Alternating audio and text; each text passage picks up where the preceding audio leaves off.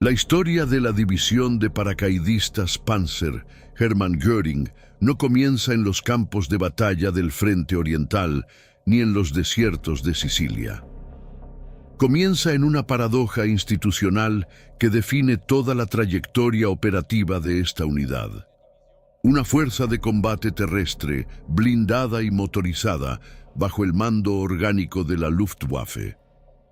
Para entender el despliegue en los sectores de los lagos Ládoga e Ilmen, es imprescindible diseccionar esa anomalía estructural, porque condiciona cada decisión logística, cada dotación de equipo y cada tensión de mando que la unidad experimentó durante toda la guerra.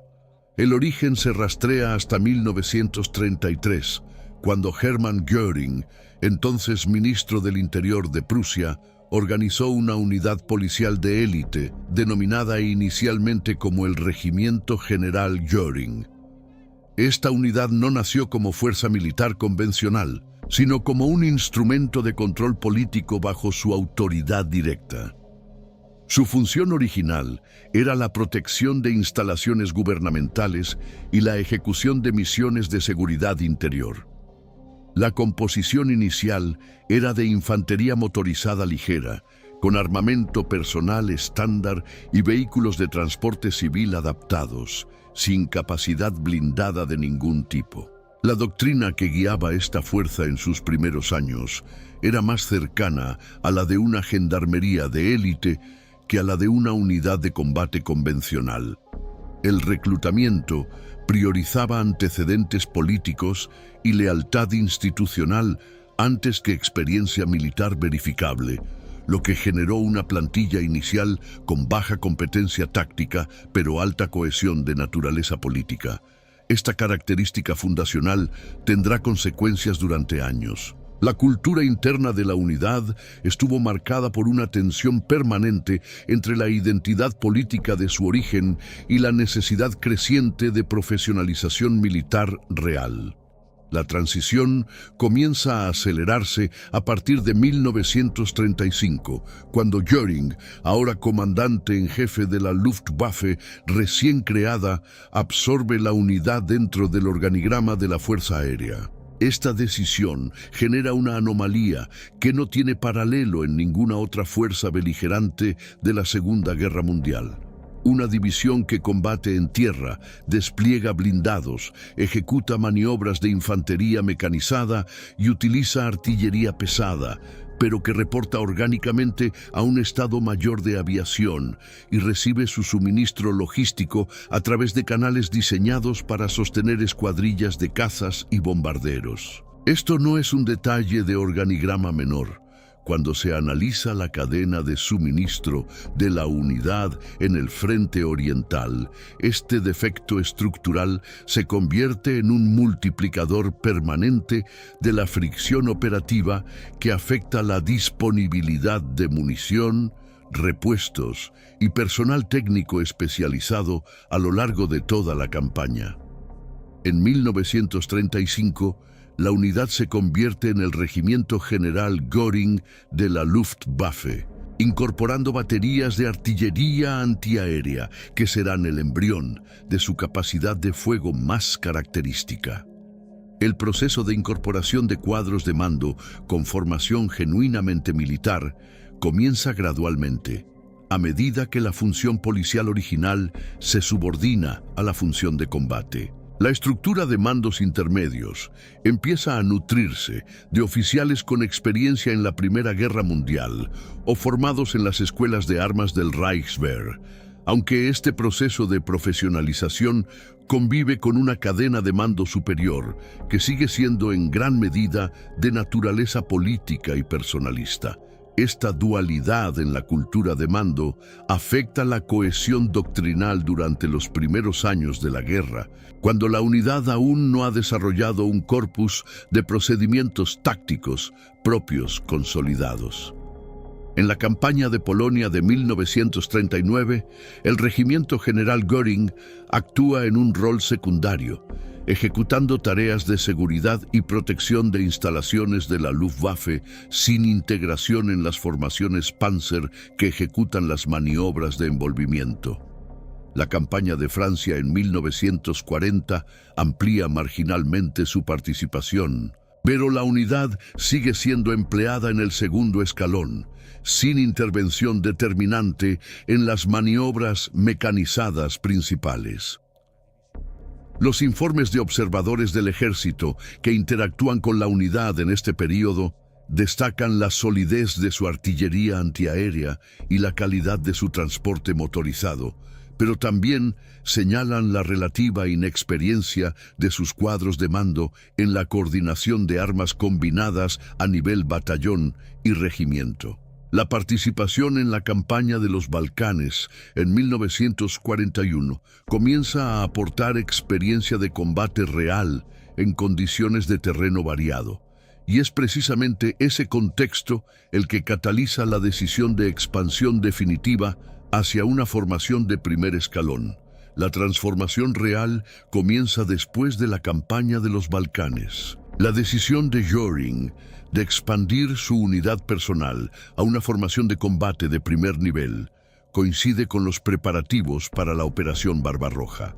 Para junio de 1941, el Regimiento General Göring de la Luftwaffe ha sido expandido a categoría de brigada motorizada, con incremento significativo en su plantilla de infantería y mejora en la dotación de vehículos de transporte, pero aún sin el componente blindado que define a una división Panzer.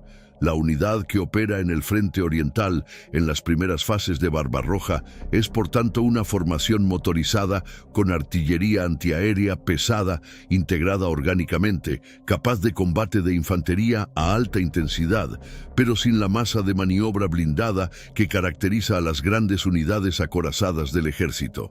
Esta limitación inicial condiciona el tipo de misiones que puede recibir y el nivel de sector en que puede ser empleada de forma autónoma. El concepto de emplear el flak de 88 milímetros en rol antitanque no fue una innovación exclusiva de esta unidad, pero la división Hermann Göring desarrolló una integración doctrinaria particularmente sistemática de esta capacidad. El cañón Flak 18 y sus variantes posteriores, el Flak 36 y el Flak 37, compartían el mismo tubo de 88 milímetros con una longitud de 56 calibres. La velocidad inicial del proyectil con munición perforante estándar alcanzaba los 820 metros por segundo, lo que confería una trayectoria prácticamente plana a las distancias de combate antitanque convencionales. La energía cinética de ese proyectil, al impactar blindaje vertical a 1000 metros, era suficiente para atravesar más de 100 milímetros de acero homogéneo, rendimiento que superaba con amplitud la capacidad de cualquier cañón antitanque especializado en servicio en 1941. Contra los T-34 y los KV-1 soviéticos, que representaron una sorpresa técnica para las tripulaciones alemanas en las primeras semanas de Barbarroja, el Flak de 88 milímetros ejecutaba neutralizaciones a distancias que hacían prácticamente imposible la respuesta eficaz del blindado objetivo. La limitación táctica era el peso del sistema. El cañón con su plataforma cruciforme pesaba más de 5.000 kilogramos en posición de combate, lo que complicaba su desplazamiento en terreno difícil y lo hacía especialmente vulnerable cuando la situación táctica requería un repliegue rápido. La organización de las baterías de 88 milímetros dentro del esquema táctico de la división seguía el patrón de las Kampfgruppen, grupos de combate de composición variable que integraban infantería motorizada, artillería antitanque y, cuando estaba disponible, blindados ligeros o medios. El transporte del cañón se realizaba mediante el semioruga KF-77, un vehículo de tracción de 8 toneladas capaz de remolcar el sistema completo sobre terreno moderadamente difícil. En el contexto del frente oriental, especialmente en los sectores boscosos y pantanosos de Ládoga e Ilmen, ese terreno moderadamente difícil era con frecuencia la mejor condición disponible, lo que hacía del desplazamiento y reposicionamiento del sistema Una operación de considerable complejidad logística y vulnerabilidad temporal durante el tránsito.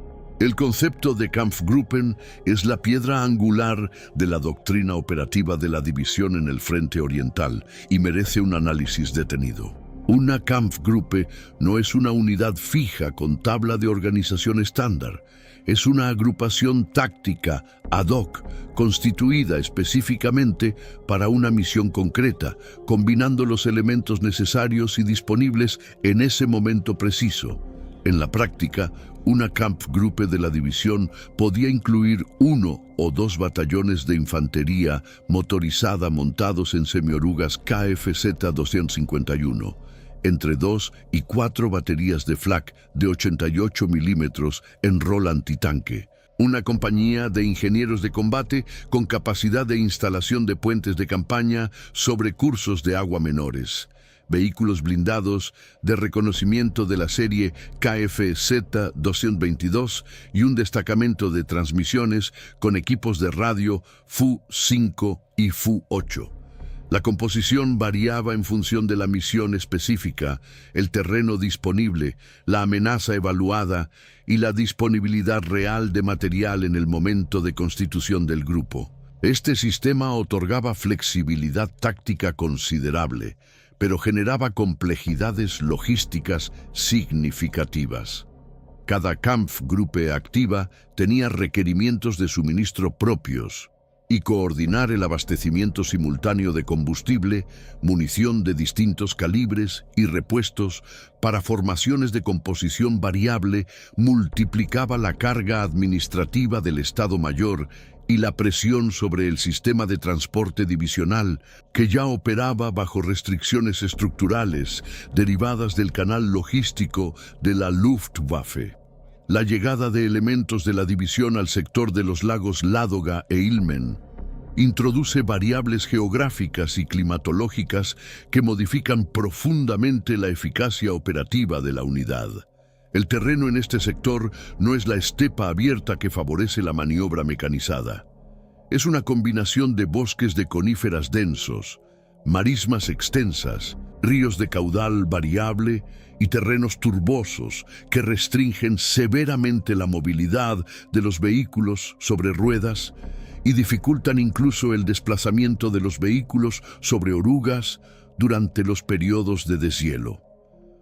El lago Ládoga, con una superficie que supera los 17.000 kilómetros cuadrados, y el lago Ilmen, con algo más de 1.100 kilómetros cuadrados de superficie media, aunque con variaciones estacionales significativas, crean corredores de avance extremadamente estrechos. Esos corredores canalizan el movimiento de tropas y vehículos hacia ejes predecibles que pueden ser cubiertos con fuego concentrado por un defensor con preparación adecuada, lo que reduce parcialmente la desventaja numérica frente a formaciones soviéticas más numerosas. El terreno lacustre y boscoso opera en este sentido como un ecualizador táctico que favorece la defensa sobre la ofensiva, independientemente de la masa de fuerzas empleada. La logística en este entorno presenta dificultades que van más allá de la simple distancia al depósito base. Las rutas de suministro son escasas, en muchos casos reducidas a pistas forestales cuya capacidad de carga es marginal para vehículos de más de 3 toneladas, y en los periodos de deshielo primaveral se convierten en canales de lodo que inmovilizan el transporte de forma rutinaria. Los camiones Opel Blitz de 3 toneladas y los Ford B3000, que formaban el grueso del transporte motorizado divisional, quedaban atrapados en los fondos arcillosos durante la Rasputitsa, el período de tránsito estacional que convierte los caminos no consolidados en obstáculos infranqueables para cualquier vehículo con tracción convencional. La única solución operativa viable era recurrir a tractores de artillería para reabrir las rutas bloqueadas, lo que consumía combustible y generaba horas de trabajo mecánico en un entorno donde ambos recursos eran crónicamente insuficientes. El recurso alternativo de la tracción animal, abundante en las divisiones de infantería estándar del ejército, estaba virtualmente ausente en una unidad completamente motorizada como la división Hermann Göring, lo que hacía el problema de la movilidad en terreno blando más agudo que en formaciones de composición mixta. El invierno en el sector de Ládoga e Ilmen impone condiciones que degradan de forma sistemática y acumulativa la operatividad del material. Los motores de los vehículos blindados y los camiones de suministro requerían procedimientos de calentamiento previo prolongados antes de poder arrancar con fiabilidad. En las noches de frío más extremo, se dejaban en marcha de forma continua para evitar el congelamiento del bloque de cilindros, consumiendo combustible sin producir ningún desplazamiento útil. Los lubricantes estándar de grado verano se solidificaban y perdían su viscosidad operativa, generando desgaste acelerado en transmisiones, cajas de cambio y motores que arrancaban en condiciones de temperatura extrema. Las ametralladoras MG-34 y MG-42 y los mecanismos de recarga de los cañones de los Panzer podían bloquearse por congelamiento del lubricante en los mecanismos internos, incrementando la latencia entre la decisión de fuego y la ejecución real del disparo. Los neumáticos de los vehículos sobre ruedas se agrietaban por la contracción térmica y perdían presión con rapidez anormal.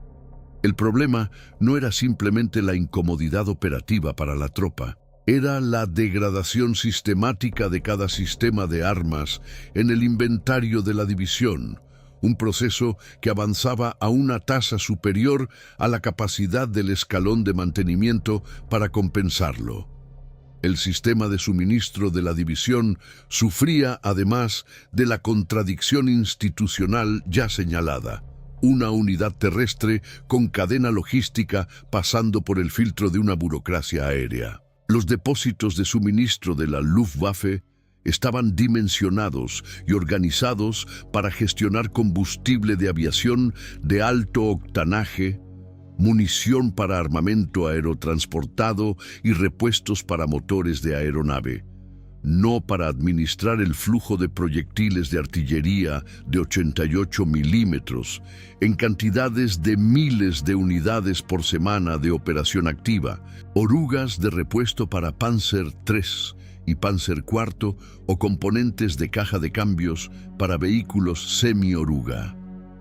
Cuando la división necesitaba aumentar sus reservas de munición de artillería para sostener una operación defensiva de varios días, la solicitud debía navegar por un sistema burocrático que no reconocía ese tipo de demanda como prioritaria dentro de sus categorías operativas estándar. El resultado eran retrasos rutinarios en el reabastecimiento crítico que afectaban directamente la cadencia de fuego sostenida que la división podía mantener en operaciones de duración media o larga. La expansión de la división hacia la estructura de una división Panzer completa avanza a lo largo de 1942 y 1943. La incorporación de batallones de tanques con Panzer III, variante M y variante N, y Panzer IV, variante F2 y variante G, con el cañón largo de 75 milímetros, eleva la capacidad ofensiva de la unidad a un nivel cualitativamente diferente. El Panzer IV, variante G, con el cañón largo de 75 milímetros, tenía una velocidad inicial de 740 metros por segundo, con el proyectil perforante Panzergranate 39, lo que le permitía penetrar más de 80 milímetros de blindaje a 1000 metros de distancia. Suficiente para neutralizar al T-34, variante 1942, en la mayoría de los ángulos de impacto a distancias típicas del terreno forestal.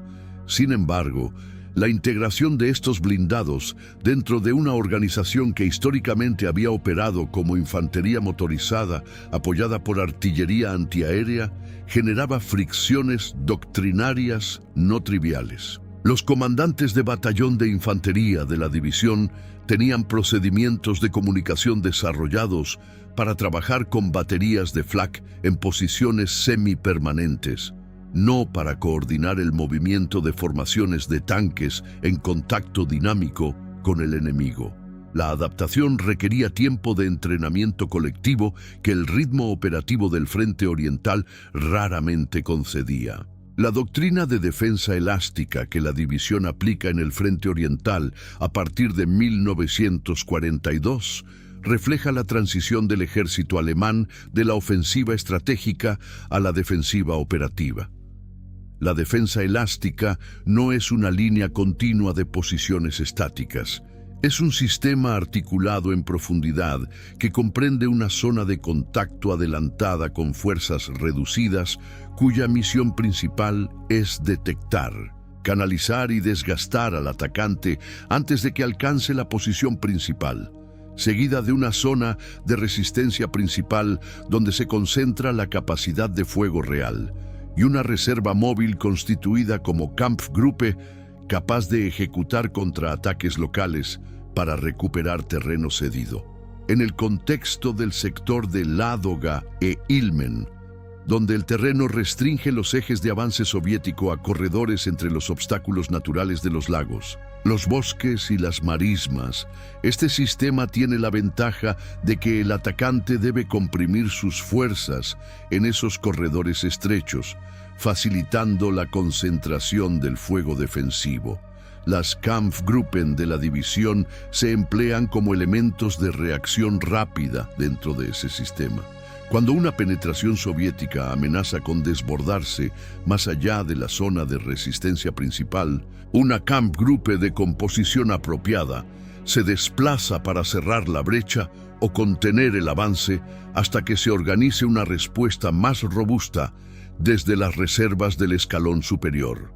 La rapidez de constitución de estas Kampfgruppen es uno de los activos operativos más valiosos de la división, pero también uno de los que más exige al sistema logístico. Una Kampfgruppe que se desplaza con urgencia para cerrar una brecha activa llega con la munición cargada en los vehículos al momento de la partida, y esa munición es todo lo que tiene disponible hasta que se establezca una ruta de suministro de campaña. En terreno como el del sector lacustre septentrional, establecer esa ruta podía tomar más tiempo del que la situación táctica concedía. El análisis del desgaste de la división en este período revela un patrón que se repite con regularidad en las grandes unidades blindadas del Frente Oriental. La tasa de pérdidas de material, especialmente en blindados y vehículos de transporte, supera de forma consistente la capacidad del sistema de reposición. Un Panzer IV averiado en el sector de Ilmen tardaba semanas en ser recuperado si la posición táctica lo permitía y reparado si los repuestos estaban disponibles. Los talleres de mantenimiento de campaña de la división, organizados en escalones de primera y segunda línea, tenían una capacidad de trabajo limitada por el número de mecánicos especializados disponibles, la escasez crónica de repuestos en el inventario de la Luftwaffe para material terrestre y las condiciones de trabajo al exterior durante el período invernal. El suelo congelado dificultaba la instalación de equipos de elevación para sustituir motores o transmisiones, y el ciclo de reparación de un Panzer con avería mayor en esas condiciones consumía el doble o el triple del tiempo que consumiría en un taller convencional. La consecuencia directa era la acumulación de material inmovilizado que no podía ser ni utilizado ni recuperado con rapidez suficiente. El índice de disponibilidad de blindados, definido como la proporción de vehículos acorazados en condiciones operativas sobre el total teórico asignado según la tabla de organización, era en el Frente Oriental sistemáticamente inferior a los estándares de planificación. En una división Panzer en condiciones logísticas satisfactorias, ese índice se situaba alrededor del 75 al 80%. En sectores de combate activo durante operaciones de duración media, ese índice descendía con regularidad por debajo del 50% y en periodos de combate de alta intensidad podía caer hasta el 30%.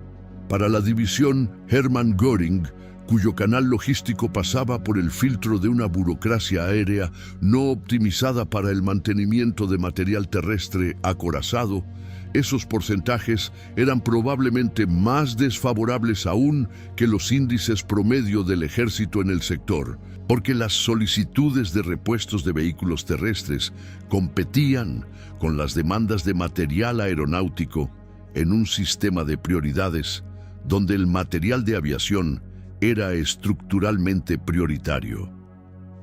La utilización de la división como fuerza de bomberos, es decir, como reserva operativa móvil, que se traslada con urgencia a sectores en crisis para contener penetraciones o restaurar líneas que han comenzado a ceder, emerge como su rol más característico a partir de la segunda mitad de 1942.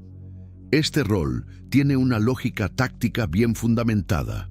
Una unidad con alta movilidad gracias a su motorización completa, con capacidad de fuego antitanque concentrado a través de las baterías de Flak de 88 milímetros y con la flexibilidad organizativa del sistema de Kampfgruppen, es precisamente el tipo de fuerza que se necesita para responder a crisis operativas que requieren reacción rápida y poder de fuego inmediato.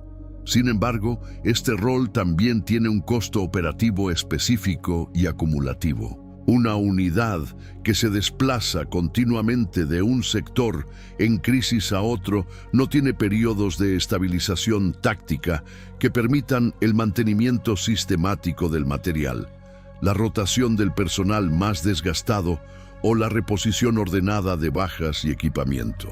La consecuencia es que la capacidad operativa real de la unidad declina de forma no lineal a lo largo de cada ciclo de empleo intensivo. Elementos de la división aparecen en registros de combate en el sector de Ládoga, durante las operaciones soviéticas destinadas a establecer el corredor terrestre hacia Leningrado sitiada. Operaciones ejecutadas con masa de infantería a lo largo de los bordes lacustres, donde el terreno canaliza el ataque y limita la capacidad de maniobra del defensor. En el sector de Ilmen, la división interviene en los combates en torno a las cabezas de puente soviéticas sobre el río Volkhov, donde las formaciones del Ejército Rojo intentaron establecer posiciones que permitieran aislar las fuerzas alemanas en los sectores avanzados del Frente Norte. En cada caso, la división llega con sus Kampfgruppen, constituidas en función de las necesidades del momento. Despliega sus baterías de 88 milímetros en posiciones antitanques seleccionadas en los bordes de bosque que ofrecen simultáneamente protección visual y campo de tiro hacia los ejes de avance probables.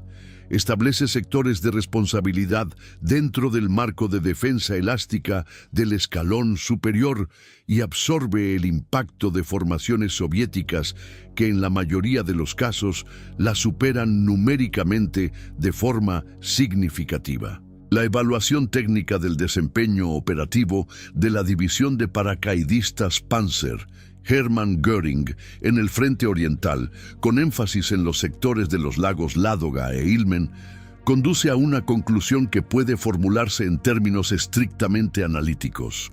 La unidad alcanzó un nivel de eficacia táctica notable en relación con los recursos efectivamente disponibles y las condiciones de fricción logística crónica bajo las que operó.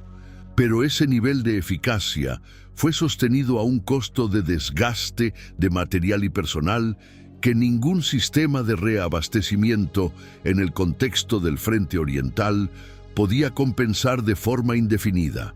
La anomalía institucional de ser una unidad de combate terrestre bajo mando de la Luftwaffe generó fricciones logísticas estructurales que afectaron de manera permanente la disponibilidad de material blindado La rapidez del ciclo de reabastecimiento de munición y la priorización de repuestos especializados para material terrestre dentro de un sistema de suministro diseñado para fines completamente distintos. El sistema de Kampfgruppen demostró su valor operativo como herramienta de flexibilidad táctica y reacción rápida, pero no resolvió el problema fundamental del desgaste acumulativo en un frente donde la proporción de fuerzas y recursos se inclinaba progresivamente en contra de las formaciones alemanas. El legado operativo de la división en el Frente Oriental no se mide en términos de victorias estratégicas, porque ninguna división puede alterar por sí sola el balance de una guerra de esas dimensiones industriales y demográficas. Se mide en términos de la función específica que cumplió dentro del sistema más amplio de la defensa alemana en el este, la función de fuerza de intervención de emergencia capaz de cerrar brechas en sectores donde el colapso local amenazaba con convertirse en colapso operativo de escala mayor, de contener penetraciones que, de no ser respondidas con rapidez, habrían generado encirclamientos de otras formaciones, y de comprar tiempo en sectores críticos al costo de un desgaste que la unidad absorbía en lugar de formaciones menos capacitadas para soportarlo. El precio de esa función fue pagado en material destruido, plantilla desgastada sin rotación adecuada y un ciclo de renovación que nunca fue suficientemente rápido para mantener la división en los estándares de dotación que su propia tabla de organización establecía como objetivo. Esa es la auditoría técnica de la división de paracaidistas Panzer Hermann Göring en el Frente Oriental. Una fuerza con capacidad táctica real y doctrina operativa adaptable, operada dentro de un sistema logístico estructuralmente deficiente heredado de su anómala dependencia institucional, en un frente cuya escala operativa y cuyo balance de recursos superaban con amplio margen la capacidad de cualquier solución táctica local para revertir la trayectoria estratégica del conflicto.